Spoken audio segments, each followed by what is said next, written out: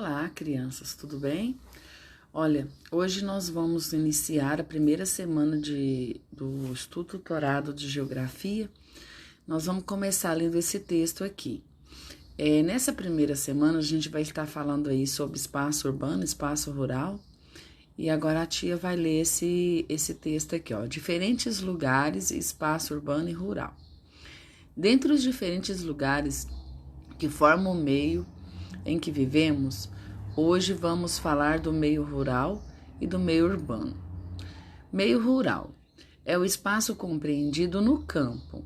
É uma região não urbanizada destinada a atividades de agricultura e pecuária, extrativismo, turismo rural, silviculturismo ou conservação ambiental. É o espaço rural onde se produz grande parte dos alimentos consumidos no espaço urbano. Para compreender melhor, nós vamos lá na página do livro de História, página 32, na página 32 do livro de História. Como vocês sabem, História e Geografia estão sempre muito interligados, né? E muitas das vezes no livro de História tem conteúdos no livro de História tem conteúdo de Geografia, no livro de Geografia tem conteúdo de História e assim por diante. Aqui vem logo explicando o seguinte: o meio urbano é tudo aquilo que está relacionado com a vida na cidade e com os indivíduos que nela habitam, por oposição à rural, que é relativo ao campo ou interior, certo? Então, nós vamos dar uma lidazinha lá no texto do livro, tá certo?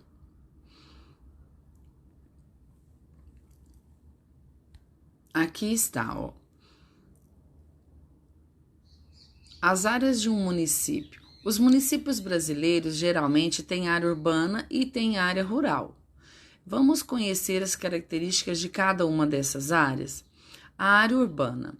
Na área urbana, há grande concentração de pessoas e predominam ruas, avenidas, casas, edifícios, comércios, agências bancárias, hospitais, entre outros.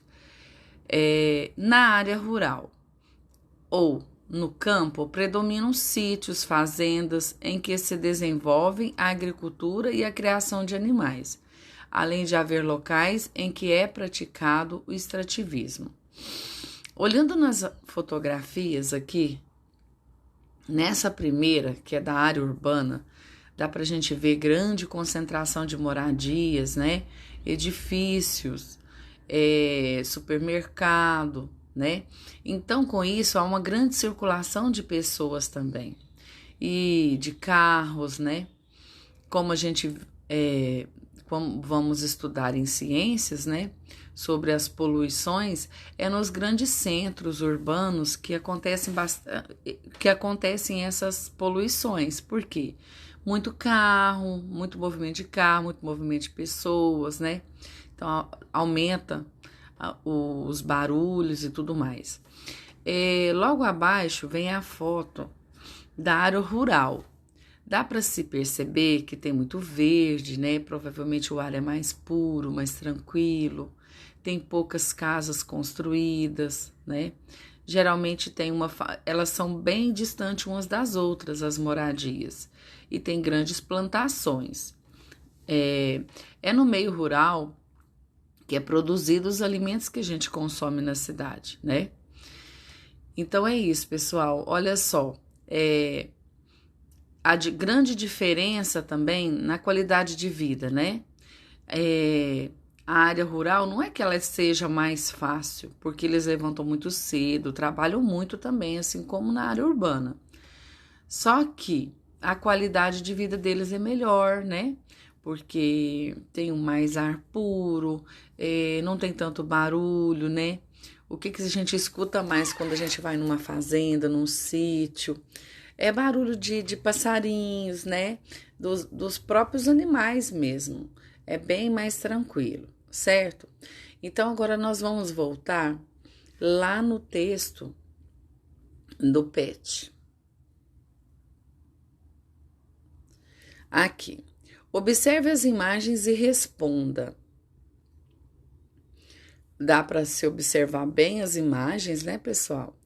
Ó, aí vem a pergunta: qual das imagens representa o meio urbano, né? Assim como a tia explicou lá, você vai escrever qual é a imagem 1 ou a imagem 2. Letra B. Observando a imagem do meio rural, descreva suas características. O que tem nessa imagem, né? O que mais chama atenção nessa imagem do meio rural? Letra C. Você mora no meio rural ou no meio urbano? Cidade versus campo. Atualmente, a maior parte da população brasileira vive nas cidades, mas nem sempre foi assim. A partir da década de 1960, houve um aumento na quantidade de indústrias nas cidades do Brasil. Isso atraiu a população rural, que buscava melhores condições de vida. Conforme a população urbana aumentava, crescia também a quantidade de moradores e de serviços oferecidos. Esse processo resultou nas características das cidades que conhecemos hoje, né? Com grande número de pessoas morando nas cidades, certo?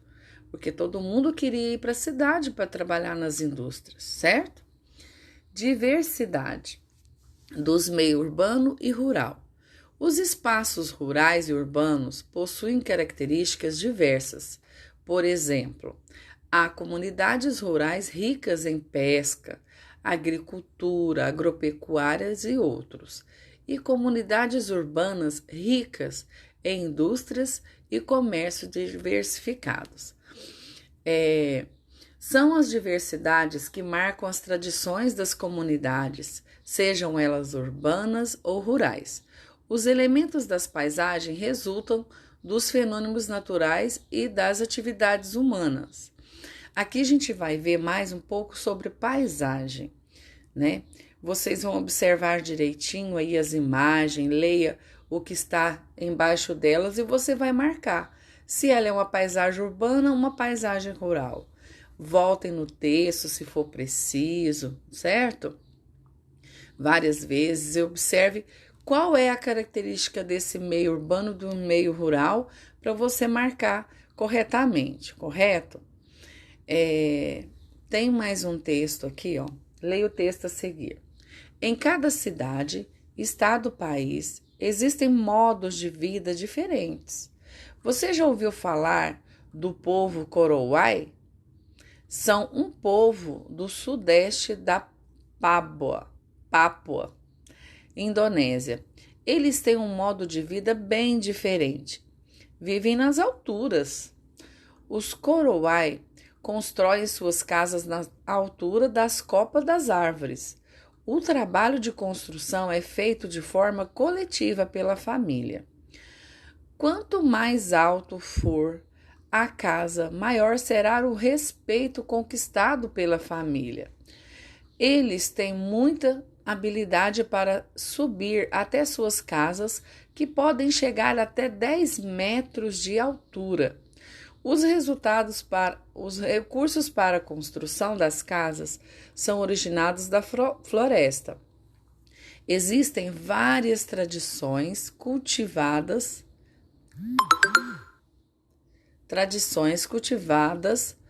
pelo povo Korowai. Os costumes, as lendas e os mitos são passados de geração para geração. Imagine você morando no topo de uma árvore. Já pensou? Quem já viu uma casinha na árvore? Já subiu numa casinha na árvore? É bem diferente, né? Aqui é a moradia mesmo. Imagina o tamanho dessas árvores que devem ser, né? Então, você vai imaginar você morando no topo de uma árvore. Olha, quais seriam as vantagens, né? Quais vantagens você percebe nesse tipo de moradia, né?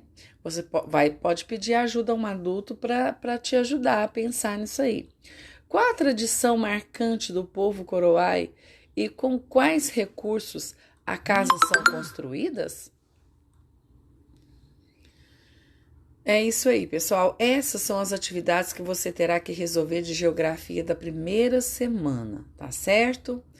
Eu espero que tenha ajudado vocês nessa leitura, que vocês possam conseguir fazer essas atividades corretamente, tá certo?